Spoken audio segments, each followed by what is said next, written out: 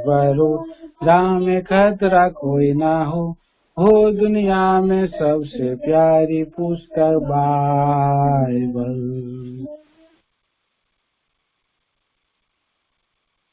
उससे प्रभु का हम धन्यवाद देते हैं जो प्रभु ने ऐसा सुंदर बहुमूल्य समय दिया है। प्रभु के लोग होते हुए जबकि हम मंडली की नाई नजदीकी में जमा नहीं हो पा रहे हैं, फिर भी प्रभु ने एक मार्ग खोला है। परमेश्वर के भय मानने वालों के लिए प्रभु अंधकार में से भी ज्योति उदय करता है। प्रिय भाई और बहनों, हम देखते हैं भजन की किताब में इस प्रतिज्ञा को, भजन संहिता 97 अध्याय 97, भजन संहिता की किताब 97 अध्याय और उसका 11 पद में हम पढ़ते हैं। हम लोग सभी साथ में पढ़ेंगे। धर्मी के लिए ज्योति और सीधे मन वालों के लिए आनंद बोया गया है। तो अंधकार में से प्रभु जो है मार्ग निकालने वाला है, ज्योति देने वाला है। सीधे मन वालों को प्रभु जो है कि आनंद दे करके चलाता है, आनंद देता है। सो इसलिए हम इन विपरीत परिस्थिति में, अंधकार के दिनों में हम लोग जब हैं और चारों ओर घनेरी अंधकार है और आत्मिक अंधकार है, आत्मिक अंधकार छाया हुआ है और अंधेरों का जो साम्राज्य जो है बढ़ता चला जा रहा है। अंधकार के हाकिम का और सरदार का, जो उस सरदार का इस संसार में है, उस सरदार का राज्य जो है कि बढ़ते बढ़ते बढ़ते जा रहा है। प्रभु यीशु मसीह जी आपने भी इस बात को कहे हैं। और अभी जो है कि अंधकार का समय बढ़ रहा है बोला उन्होंने। यह हम यूहन्ना की सुसमाचार में हम पढ़ते हैं, यूहन्ना रचित सुसमाचार और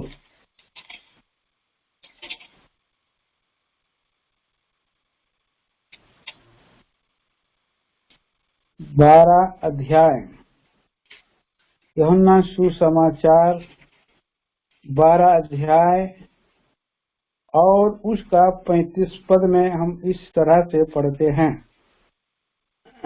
लिखा है, यीशु ने उससे कहा, ज्योति अब थोड़ी देर तक तुम्हारे बीच में है। जब तक ज्योति तुम्हारे साथ है तब तक चले चलो।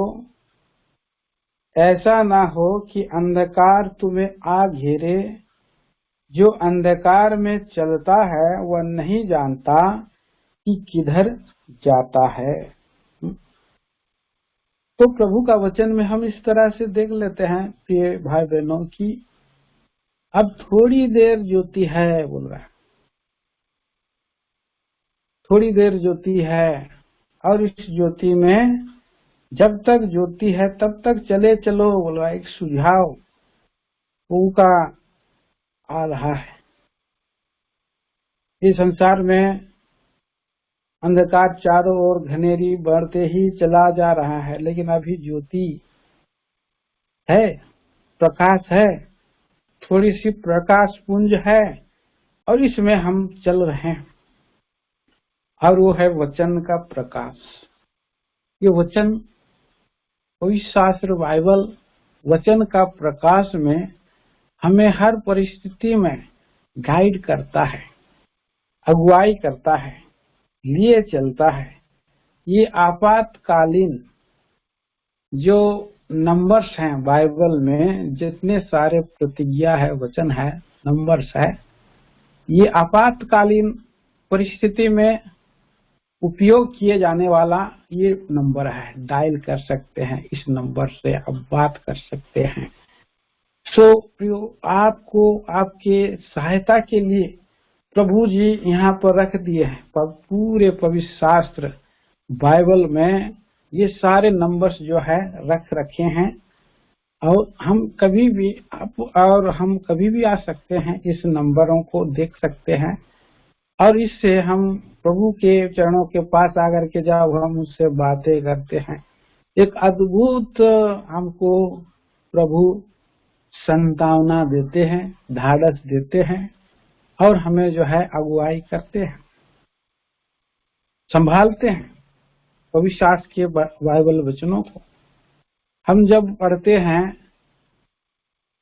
यूहन्ना सुसमाचार 14 अध्याय, तो आप कब पढ़ सकते हैं इसको? जब आप गहरा दुख में जाएंगे, संसार के दुख में जाएंगे, तब उस समय आप इस पवित्र शास्त्र में से आप भजन यूहन्ना सुसमाचार 14 अध्याय को पढ़ें। जब आप दुख में हो तब इसको पढ़ें, और प्रभु का एक अद्भुत शांति आप पाएंगे। ये प्रतिज्ञा वचन है, वहां पर आप पढ़ सकते हैं। देखिए 14 अध्याय का 1, 2 और 3 वचन। तुम्हारा मन व्याकुल न हो, तुम्हारा मन व्याकुल ना हो, परमेश्वर पर विश्वास रखो, हाँ, और मुझ पर भी विश्वास रखो। मेरे पिता के घर में बहुत से रहने के स्थान हैं। यदि ना होते तो मैं तुमसे कह देता, क्योंकि मैं तुम्हारे लिए जगह तैयार करने जाता हूँ। हाँ। और यदि मैं जाकर तुम्हारे लिए जगह तैयार करूँ, तो फिर आकर तुम्हें अपने यहाँ ले जाऊंगा, कि जहाँ मैं रहूँ वहाँ तुम भी रहो। तो इस तरह से ये दुखी समय में इस वचन के द्वारा हमें बहुत तसल्ली मिलती है, बहुत ढाढ़स मिलता है। ये चेले लोग दुखी हो रहे थे, निराश हो रहे थे, परेशान हो रहे थे। अब हमारा क्या होगा, अब हमारा क्या होगा? प्रभु आप तो चले जा रहे हैं। तो ऐसा समय में प्रभु का ये ढाढ़स मिला, तुम्हारा मन व्याकुल ना हो, परमेश्वर पर विश्वास रखो, और मुझ पर भी विश्वास रखो।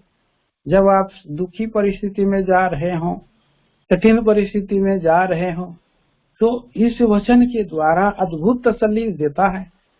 और यहाँ पर 14 अध्याय का 27 वचन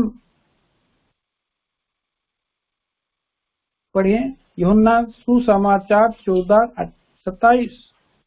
मैं तुम्हें शांति दिए जाता हूँ, अपनी शांति तुम्हें देता हूँ। अपनी शांति तुम्हें देता हूँ, जैसे संसार देता है, हाँ, मैं तुम्हें नहीं देता। हाँ। तुम्हारा मन व्याकुल न हो, न डरे। जब आप व्याकुलता परिस्थिति में होंगे, चेलों के समान आपको सूझ नहीं पड़ रहा होगा भविष्य में मेरा क्या होने वाला है, क्या होने वाला है, और इस संसार की विपत्तियां आपत्तियां को देख करके आज इस संसार के लोगों में भले वो लोग पृथ्वी पर की बातें और नीचे की बातों की ओर हैं, लेकिन हमारा प्रभु ने क्या कर दिया है?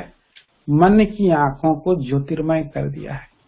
हमारा प्रभु परमेश्वर जो है कि उत्पत्ति से प्रकाशित वाक्य तक की सब बातें हमारे अंदर में डाल दिया है। अब हमें पता चल गया है कि इस पृथ्वी का बहुत ही जल्द क्या हो जाएगा? विनाश हो जाएगा।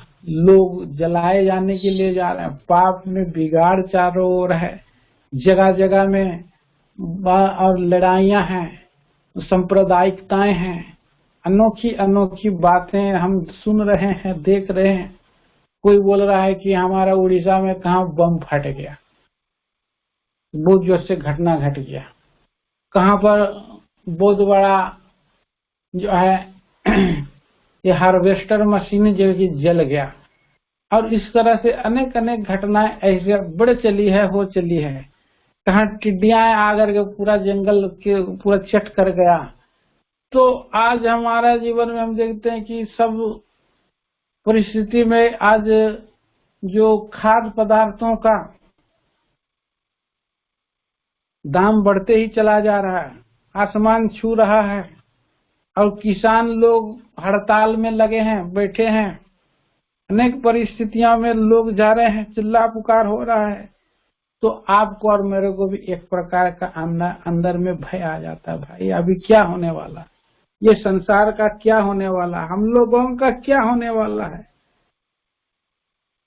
प्रभु का ये वचन को सुन करके हम ढाढ़स पाते हैं। यूहन्ना सुसमाचार 14 अध्याय का 1 वचन और 1 से 3 वचन तक, कि तुम्हारा मन व्याकुल ना हो, परमेश्वर पर विश्वास रखो और मुझ पर भी विश्वास रखो। मैं तुम्हें अपनी शांति दिए जाता हूँ, जैसा संसार देता है वैसा नहीं देता। तुम्हारा मन व्याकुल ना हो, ना डरे। कितना बड़ा ये जो है एक ढाढ़स हमें मिलता है। प्रभु का वचन हमें ढाढ़स देता है, हमें और दृढ़ करता है, मजबूत करता है। अब जब असफल हो रहे हो, आप गिरावट की ओर जा रहे हो, आपका निराशा में जा रहे हो, असफल हो रहे हो, तो भी प्रभु आपको ढाढ़स देता है। पवित्र शास्त्र के बाइबल के अनुसार भजन संहिता 27 अध्याय पढ़िए, भजन संहिता की किताब 27 चैप्टर पढ़े उसको 1 पद से। यहोवा परमेश्वर मेरी ज्योति और मेरा उद्धार है, हाँ, मैं किससे डरूं? हाँ, यहोवा मेरे जीवन का दृढ़ ठहरा है, मैं किसका भय खाऊं? हाँ, तो एक चारों ओर क्या हो गया, 3 पद तक पढ़े। जब कुकर्मियों ने जो मुझे बताते और मुझे से भय जो खाल डालने के लिए मुझ पर चढ़ाई की, हाँ, वे ही ठोकर खाते गिर पड़े। अच्छा, चाहे सेना भी मेरे विरुद्ध छावनी डाले, चाहे सेना भी मेरे विरुद्ध छावनी डाले, तो भी मैं ना डरूंगा, तो भी मैं ना डरूंगा। चाहे मेरे विरुद्ध लड़ाई ठन जाए, चाहे मेरे विरुद्ध लड़ाई ठन जाए, उस दशा में भी मैं हिया बांधे निश्चिंत रहूंगा। हाँ, तो यहाँ पर परमेश्वर का ज्योति, परमेश्वर मेरा ज्योति और मेरा उद्धार है, बोल रहा, मैं किससे डरूं, किससे भय खाऊं? मैं नहीं डरूंगा, बोला है मेरा प्रभु मेरा गढ़ ठहरा। मैं भय मानने की कोई कारण नहीं है, जरूरत नहीं है। या बांधे मैं निश्चिंत रहूंगा, या बांधे चाहे विरुद्ध सेना में, चाहे सेना भी मेरे विरुद्ध छावनी डाले, तो भी मैं नहीं डरूंगा। चाहे मेरे विरुद्ध लड़ाई ठन जाए, तो भी नहीं डरूंगा, बोलता है। यहाँ इतना बोल रहा है। भजन की किताब में और भी आप प्रतिज्ञा वचन में आप पा सकते हैं, 4 अध्याय में लिखा है, 3 अध्याय भजन की किताब 3 अध्याय और पढ़ेंगे उसका 3 से 6, 3 का 3 से 6। परंतु हे यहोवा, तू मेरे चारों ओर मेरी ढाल है, मेरी महिमा और मेरे मस्तक को ऊंचा करने वाला है। मैं ऊंची शब्द से यहोवा को पुकारता हूँ, और वह अपने पवित्र पर्वत से मुझे उत्तर देता है। मैं लेट कर सो गया कि जाग उठा, क्योंकि यहोवा मुझे संभालता है। मैं उन 10,000 मनुष्यों से नहीं डरता, मैं उन 10,000 मनुष्यों से नहीं डरता जो मेरे विरुद्ध चारों ओर पांति बांधे खड़े हैं। यहाँ पर चारों ओर नरसिंगा पांति बांधा है, तलवार पकड़ा है, ढाल और फरी पकड़ करके शत्रु चारों ओर से क्या कर दिया है, जो घेरा बांधा है। फिर भी वो निश्चिंत होकर के लेट करके सो गया और फिर जाग उठा, क्योंकि यहोवा उसको क्या करता है, संभालता है। यहोवा उसको संभालता। सारे विश्वासी भाई बहनों को प्रभु ऐसे ही संभालने के लिए है। उसने अपने लोगों को संभाल करके रखने के लिए इस जगत में वो ना सोता है ना जाग ऊँगता है। हमारा परमेश्वर हर परिस्थिति में दूतों का पहरेदारी लगाता भजन संहिता 34 अध्याय में हम पढ़ते क्या 34 भजन संहिता 34 अध्याय। आइए हम लोग पढ़ेंगे भजन संहिता की किताब 34 अध्याय का 7 वचन। यहोवा के डर के चारों ओर सद्गुण छावनी की हुए। बहुत बड़ा ये प्रतिज्ञा प्रभु ने हमको दिया है। किनको? यहोवा के डरवैयों को, जो परमेश्वर का भय भक्ति करते हैं, उन लोगों के लिए स्पेशल फेवर है, स्पेशल दूत है। अदृश्य दूत तलवार पकड़े रहते हैं और ज्योतिर्मय दूत की नाई जलते रहते हैं। उदाहरण में आप देख सकते हैं, कहाँ का आप देख सकते हैं, एलिसा के पहाड़ पर जहाँ रहता था एलिसा, और उसका एक चेला भी रहता था। चारों ओर शत्रुओं ने क्या कर दिया है, घेरा बांध लिया था। अरामी सेना ने दल बांध करके चढ़ाई करके मोर्चा बंदी कर लिए थे। तो जो हमारी ओर है, जो यहाँ पर है, उनसे ज्यादा है। बोला परमेश्वर से उसने प्रार्थना किया, है प्रभु इस दास को, ये जो डर रहा है, ये थरथरा रहा है, तो आप इसका मुंह। एलिसा नहीं डर रहा था, एलिसा नहीं डर रहा था, क्योंकि प्रभु उसका रक्षा कर रहा है। और ये डर हमें तभी आ जाती है जब हम लोग प्रभु में, हम गहराईता में नहीं जाते। प्रभु की गहरी परिस्थिति में, उपस्थिति में अगर एक व्यक्ति बना रहेगा और पूरे डर भय के साथ चलता रहेगा, भय भक्ति करता रहेगा और उसके उपस्थिति में ही बने रहेगा, तो परमेश्वर क्या करता है, उसको अच्छा विश्राम देता, अच्छा नींद देता है। दाऊद को भी अच्छा नींद मिला, और यहाँ पर ये पतरस को भी अच्छा नींद मिला, और फिर कितने प्रभु के लोगों को अच्छा से सुला देता है प्रभु। और फिर वो उनके लोग जो है कि जाग उठते हैं, उनको डर नहीं रहता है, भय नहीं रहता। आज कोलाहल है, चारों ओर है, लेकिन प्रभु का ये परिस्थिति हमारे जीवन में, विश्वासी लोगों के जीवन में, मसीही लोगों के जीवन में एक बहुत बड़ा जो है शांति, तसल्ली प्रभु ने दिया है। क्या अद्भुत विचार आप और हम जो है, हमारे लिए प्रतिज्ञा है। शास्त्र बाइबल जो ज्योति है, जो हमें इस रीति से अगुवाई करता है। फिर अब जब हम परिस्थिति में जब गिर जाते हैं, पाप में गिर जाते हैं, सो परमेश्वर हमें जो है, जब ऐसे परिस्थिति में हम संसार में रहते हैं और पाप की दशा में चले जाते हैं, तो उस समय भी हमें जो है कि राह निकालने के लिए पवित्र शास्त्र बाइबल में प्रतिज्ञा वचन दिया है। ये भजन की किताब में ही है, भजन संहिता 51 अध्याय। तीसरा विचार हम देखते हैं, भजन संहिता 51 अध्याय में यहाँ एक बहुत बड़ा और पाप से छुटकारा पाया हुआ व्यक्ति ने, और प्रभु से उसने जो है कि पश्चाताप कर रहा है। बहुत बड़ा ये जो है, बहुत बड़ा जो है ये व्यक्ति राजा है, बहुत बड़ा जन है,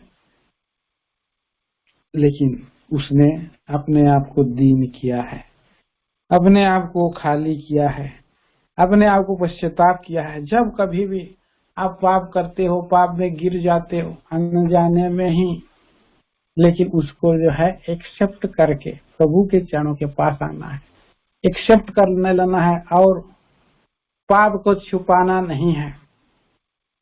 आयुब बोलता है कि मैंने मेरे पाप को नहीं छुपाया, मेरे पाप को मैंने एक्सेप्ट किया, मैंने मान लिया। आदम के समान मैंने पाप को नहीं छुपाया। कहाँ पर लिखा है? आयुब 30 अध्याय, आयुब 30 चैप्टर।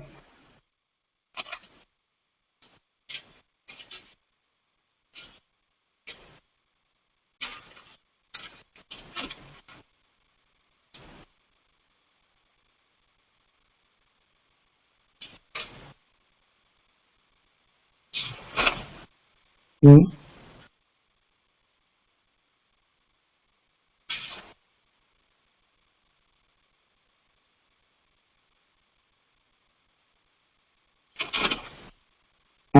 माफ करिए 31 है, 31 का 33।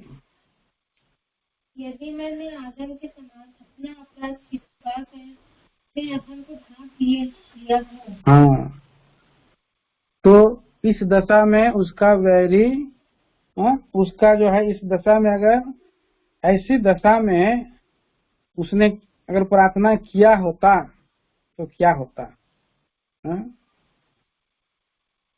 30 पद से पढ़िए, 30 पद।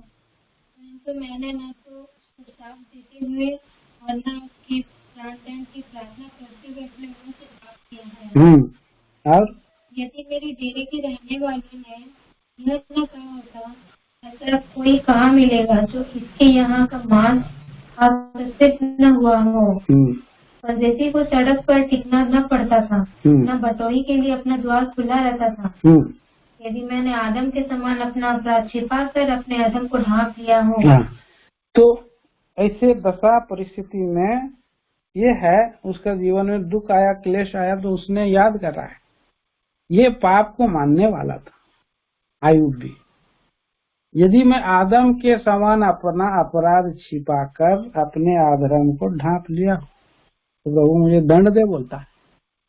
और वो भी अपना अपराध को एक्सेप्ट करता था और अपने बाल बच्चों के भी अपराधों के लिए क्या कर रहा है? क्यों यज्ञ कर रहा है।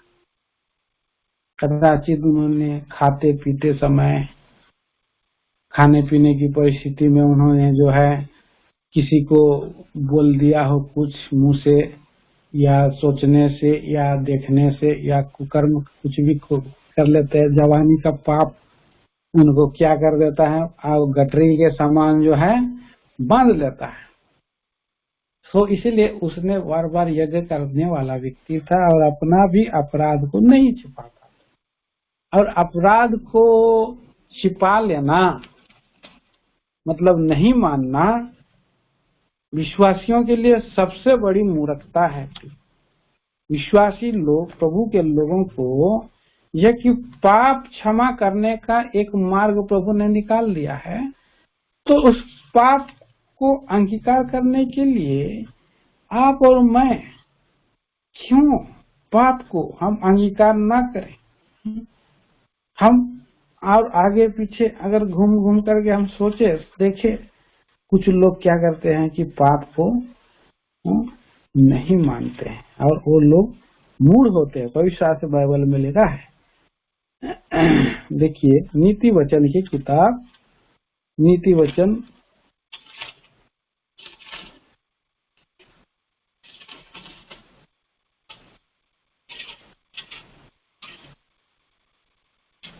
नीति वचन 14 अध्याय और उसका 9 पद। लोग पाप का अंगीकार करने को ढक्कन मानते हैं। देखिए दाऊद सीधा जन था और इसीलिए मूढ़ व्यक्ति क्या करता है? अपना पाप को छुपा लेता है, तो उसका पाप का गठरी धीरे धीरे धीरे धीरे उसको क्या करते जाता है? कठोर करते जाता है। उसके बाद गट हो जाता है, उसके बाद बड़ा बाद में घमंडी बन जाता है। आंख हमेशा एकदम ऊंचा रखता है, घमंड से भर जाता है। इसीलिए तो शास्त्र में लिखा है कि जहाँ कहीं भूल चूक हुआ तुम हमारे प्रिय भाई बहनों से, जिससे भी अगर आप जो है अगर गलती हो गया तो नम्रता से, भाई भूल हो गया मेरे द्वारा से, आपको आपके जीवन में मुझे जो कि एक ठेस लग गया, कुछ हो गया और जो कुछ भी गलती हो गया, उसको क्या करना चाहिए? दीनता से मान लेना। अगर कोई व्यक्ति अगर पाप को परमेश्वर के सामने मान लेता है तो परमेश्वर क्षमा कर देता है। लेकिन किसी व्यक्ति के अंदर में अगर कोई भी जो है क्या हो जाता है, अगर गलती रहता है, पाप रहता है, तो एक प्रकार का विवेक बताते रहते, नहीं नहीं नहीं, तुम जो उसको गलत बोल दिया है, इसके लिए दूरी जो है क्या हो जाता है, बढ़ जाता है, दूरी बढ़ जा रहा है, आप जो है उसको क्लियर करो, उसको जो है ठीक करो। कोई व्यक्ति पाप अगर मान लेता है तो छोटा होने के बाद बड़ा बन जाता है, जो व्यक्ति पाप मान लेता है तो बड़ा हो जाता है। लेकिन मूल लोग बोलता है, अरे पाप को क्यों मानूंगा मैं, काहे छोटा होऊंगा, हाँ नहीं होऊंगा मैं छोटा। मूल लोग अपना पाप अंगीकार करने के लिए ठट्टा जानते हैं, लेकिन बड़ा वही बन जाता है। तो इसलिए आदमी के जीवन में ये बहुत सुंदर विषय है। इसलिए भजन नीति वचन में और एक पद भी पढ़ते हैं, यहाँ लिखा है 16 अध्याय नीति वचन और उसका 18 वचन, विनाश से पहले कर, हाँ, और ठोकर खाने से पहले भजन आता है। हाँ, और 15 का 33, यहोवा का भय मानने से शिक्षा प्राप्त होती है, हाँ, और महिमा से पहले नम्रता आती है। हाँ। तो नम्रता कब आती है? नहीं, नम्रता के बाद ही महिमा आती है। विनाश कब आती है? गर्व करने से आती है।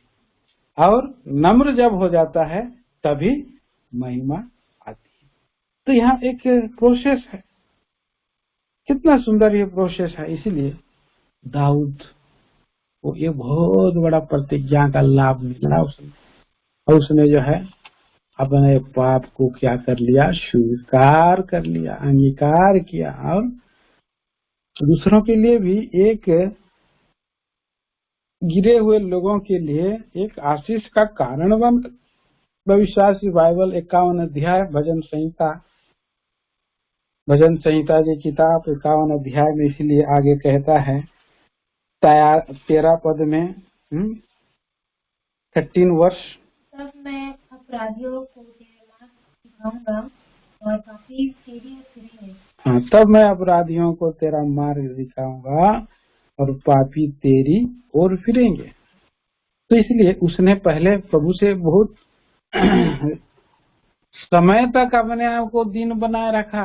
पहले तो बहुत हटीला बन गया था, लेकिन बहुत समय तक अपने आप को दीन बना करके चलता रहा। इसलिए उसने बोला कि मेरा पाप जुफा से मुझे शुद्ध कर, तब मैं पवित्र हो जाऊंगा, और मुझे धो, तब मैं अधिक क्या बनूंगा, श्वेत बनूंगा। तो भाई बख्शिंग ने कहा 3 विषय कि किस तरह से एक व्यक्ति को, अगर कई बार हम लोग रोड में हम जब चलते हैं तो हल्का सा डस्ट आ जाता है, तो कपड़ा का को क्या करते हैं, डस्ट को झाड़ देते हैं। ये गरम अभी कपड़ा हम लोग पहनेंगे, पर हमारे पास अभी सर्दी आ गया तो गर्म कपड़ा को ज्यादातर हम लोग घूम के आते हैं और झाड़ करके क्या करते हैं, उसको सुखा देते हैं, झाड़ देते हैं। अभी हम लोग कई बार कोरोना का बीमारी महामारी में हम लोग अभी हैं, तो बाजार जाने के बाद हम लोग क्या करते हैं, घर में आने से पहले नहीं, मैं बोलता हूँ कि नहीं, मैं ज्यादा किसी से मिला नहीं, मैं दूर ही मैं सेपरेट में ही चला, सेपरेट में ही कहा नहीं मेरा वाइफ बोलती है कि नहीं, पूरा शर्ट पैंट पूरा खोलिए और बाहर लटकाइए, धूप में रखिए, धूप में झाड़ करके रखिए। तो इस तरह से धूप में मुझे झाड़ना पड़ता है और रखना पड़ता है, काफी समय तक रहना पड़ता है धूप में।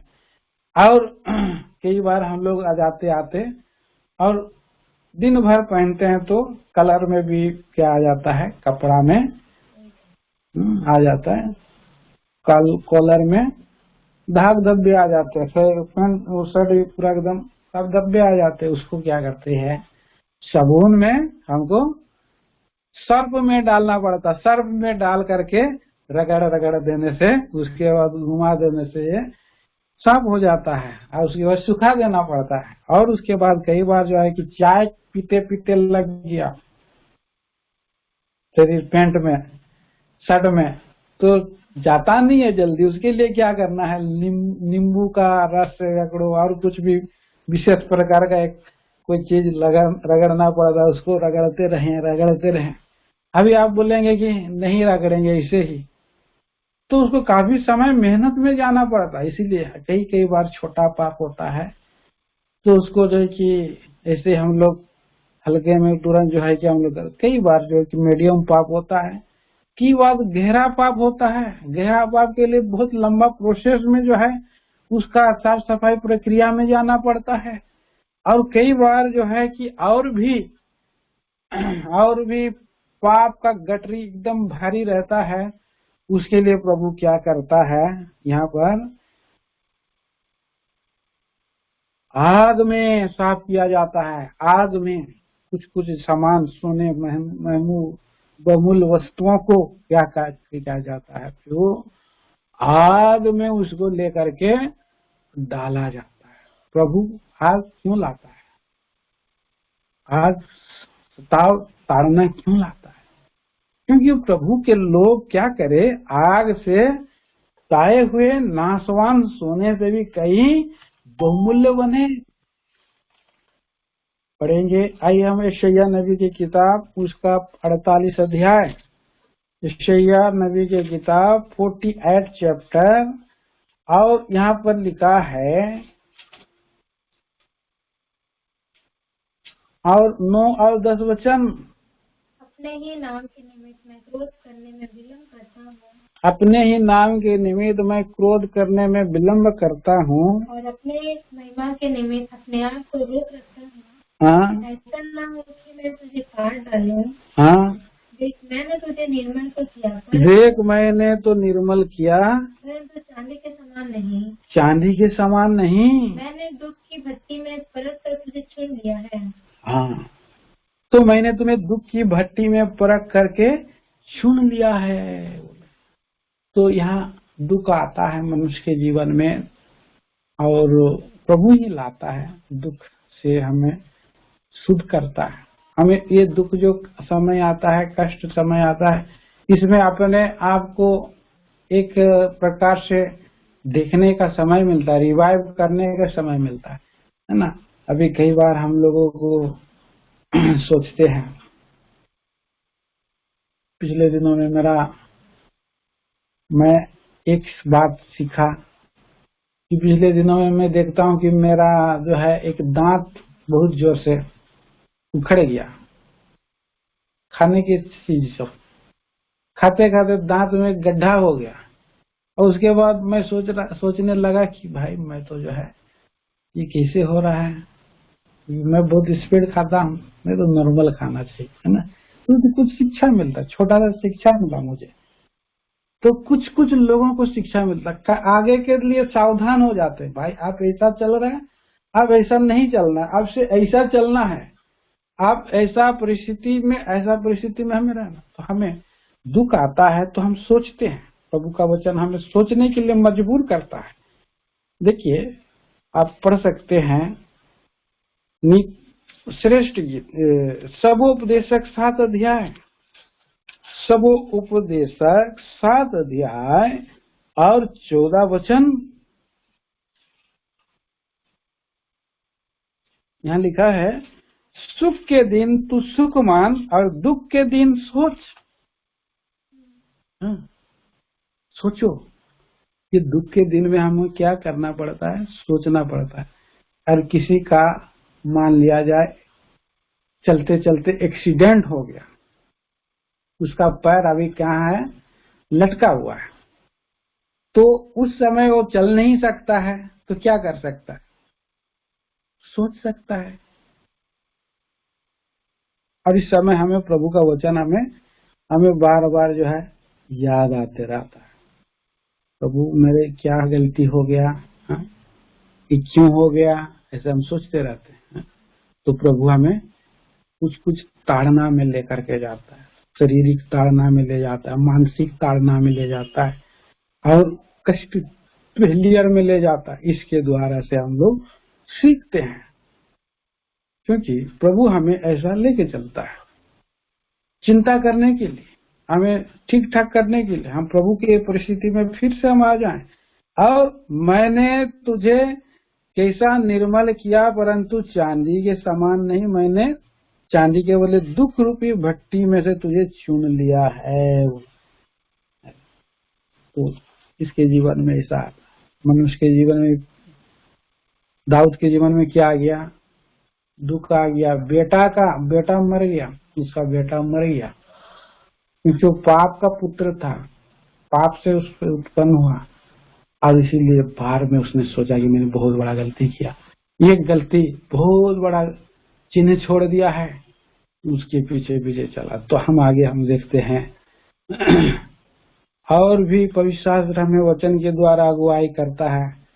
चौथा विचार हम देखते हैं भजन मत्ती रचित सुसमाचार में आप पढ़ेंगे 6 अध्याय का 19 से 34 वचन। जब आप चिंता हैं क्या खाएंगे क्या पिएंगे, इस परिस्थिति में आप हैं, पढ़िए।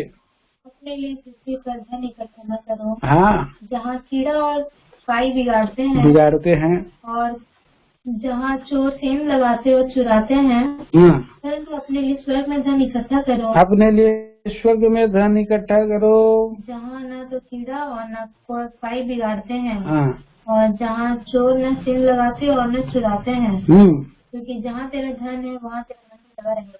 हाँ, हमारा मन में लगा। 34 तक पढ़े। शरीर की दिया आँख है, इसलिए यदि तेरी आँख निर्मल हो तो तेरा सारा शरीर भी उज्ज्वला होगा, परंतु यदि तेरी आँख बुरी हो तो तेरा सारा शरीर भी अंधियारा होगा। इस कारण वो उजियाला को तुझमें यदि अंधकार हो तो वो अंधकार कैसा बड़ा होगा। तो इस तरह से 19 वचन से बहुत कुछ है, लेकिन यहाँ पर हम लोग 14 पद में भी, हम पर 24 में भी पढ़ते, कोई मनुष्य 2 स्वामियों की सेवा नहीं कर सकता, क्योंकि वह एक से बैर और दूसरे से प्रेम रखेगा, एक से मिला रहेगा दूसरे को तुच्छ जानेगा। तुम परमेश्वर और धन दोनों की सेवा नहीं कर सकते। हमें प्रभु ने अपनी सेवा के लिए चुना, अपनी महिमा के लिए चुना, तो हमारा प्रभु जो है हमें ये चिंता से मुक्त कर देता है कि मैं तुमसे कहता हूँ कि अपने प्राण के लिए चिंता ना करना कि हम क्या खाएंगे क्या पिएंगे, और ना अपने शरीर के लिए क्या पहनेंगे। क्या प्राण भोजन से और शरीर वस्त्र से बढ़कर नहीं? आकाश के पक्षियों को देखो, वे न बोते हैं न काटते हैं और न खत्तों में बटोरते हैं, फिर भी तुम्हारा स्वर्गीय पिता उनको खिलाता है। क्या तुम उनसे अधिक मूल्य नहीं रखते? तुम में कौन है जो चिंता करके अपने आयु में एक घड़ी बढ़ा सकता है? और वस्त्र के लिए क्यों चिंता करते हो? जंगली शोषणों पर ध्यान करो कि वो कैसे बढ़ते हैं, वे ना तो परिश्रम करते हैं ना काटते हैं। तो भी मैं तुमसे कहता हूँ कि सुलेमान भी अपने सारे वैभव में उनमें से किसी के समान वस्त्र पहने हुए नहीं था। सुलेमान का उदाहरण लेकर क्या आ रहा है, इतना बड़ा धनवान। इसलिए जब परमेश्वर मैदान के घास को जो आज है और कल भाड़ में झोंकी जाएगी ऐसे वस्त्र पहनाता है, तो हे अल्प विश्वासियों, तुमको क्या इनसे बढ़कर क्यों ना पहनाएगा? इसलिए तुम चिंता करके ये न कहना कि हम क्या खाएंगे क्या पिएंगे क्या पहनेंगे, क्योंकि अन्य जातियां इन सब वस्तुओं की खोज में रहती है, पर तुम्हारा स्वर्गीय पिता जानता है कि तुम्हें इन सब वस्तुओं की आवश्यकता है। इसलिए पहले तुम परमेश्वर के राज और उसके धर्म की खोज करो, तो ये सब वस्तुएं तुम्हें मिल जाएगी। और अतः कल की चिंता ना करो, क्योंकि कल का दिन आप चिंता आप कर ले। आज के लिए आज का ही दुख बहुत है।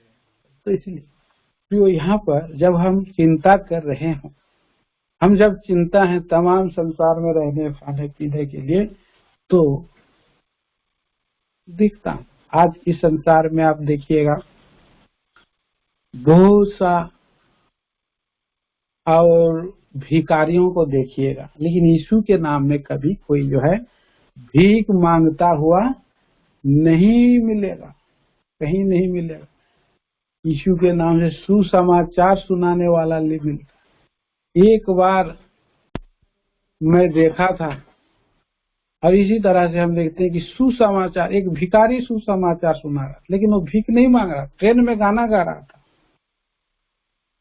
सुसमाचार सुना रहा था, लंगड़ा था वो, लंगड़ा व्यक्ति सुसमाचार सुना रहा था, भीख मांगते हुए नहीं मिलेंगे, क्योंकि प्रभु के पास जो हाथ फैलाता है वो किसी के आगे हाथ नहीं फैलाता। आज जो प्रभु के आगे हाथ फैलाता नहीं है, दूसरा के आगे में हाथ जरूर फैलाता है। इसीलिए प्रभु का जीवन कितना सुंदर है, चिंतित नहीं करना है, खतरे में चिंता करते हैं। 5वां विचार में, जब आप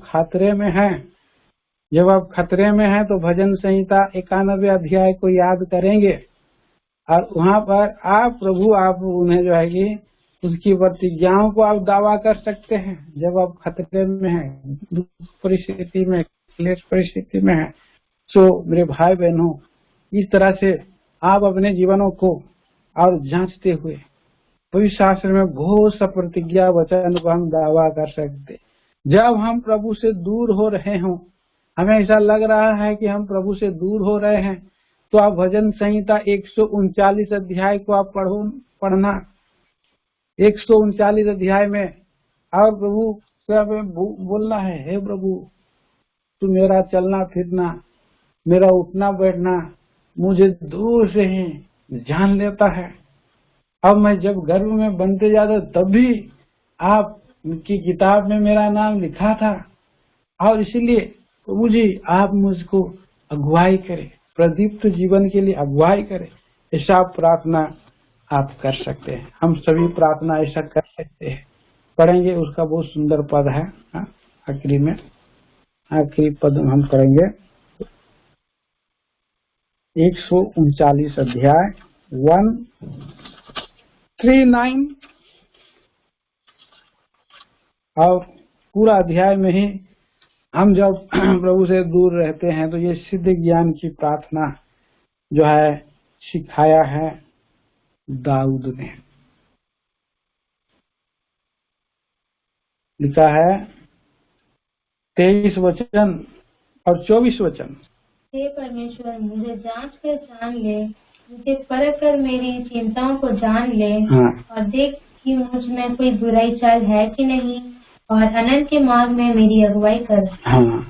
हे परमेश्वर, मुझे जांच कर जान ले, बोला, मेरे परख कर मेरी चिंताओं को जान ले, देख कि मुझ में कोई बुरी चाल है कि नहीं, और अनंत के मार्ग में मेरी अगुवाई कर। इस तरह से ये प्रार्थना कर रहा है पूरा अध्याय में। आप जब आप प्रभु से दूर हो रहे हो तो इस अध्याय को आप जरूर पढ़ना है। जब आप कमजोर हो रहे हैं विश्वास में, तो इब्रानियों की पत्री 11 अध्याय भी पढ़ें। विश्वास में आप सरगर्म की आवश्यकता है, तो इब्रानी 11 अध्याय को पूरा पढ़िए। जब आप अकेला महसूस कर रहे हो, डर रहे हो, तो भजन संहिता 23 अध्याय जरूर पढ़िए। और जब आप जो है कि आपके अंदर में भाइयों के प्रति कड़वाहट हो रहा है, बहनों के प्रति कड़वाहट महसूस कर रहे हैं, तो आप आलोचक बन रहे हैं, तो आप 1 कुरिन्थी 13 अध्याय को आप जरूर पढ़ें। और जब आप जो है और किसी रीति से नया महसूस करना चाहते हैं, आप तो उस समय रोमियो की पत्री 8 अध्याय का 31 से 39 आप जरूर पढ़िए। इसको मैं आप लोग लिख लीजिए, मैं खाली रेफरेंस बता रहा हूँ, ये खत्म करूंगा। जब आप शांति और आराम चाहते हो तो भजन संहिता मत्ती रचित सुसमाचार 11 अध्याय का 25 से 30 वचन तक आप जरूर पढ़िए। जब आपको दुनिया परमेश्वर से बड़ी लगने लगे, ये संसार दुनिया जो कि आपको बड़ी लगने लगे, तो आप भजन संहिता 90 अध्याय जरूर पढ़ें। जब आप मसीही जीवन का आश्वासन पाना चाहते हैं, तो रोमियो की पत्री 8 अध्याय 1 से 30 वचन तक जरूर पढ़े। जब आप परिश्रम या यात्रा के लिए घर जा रहे हैं, घर छोड़ रहे हैं, तो आप काम करने के लिए, तो भजन संहिता 121 अध्याय को आप जरूर पढ़िए, प्रतिज्ञा वचन है।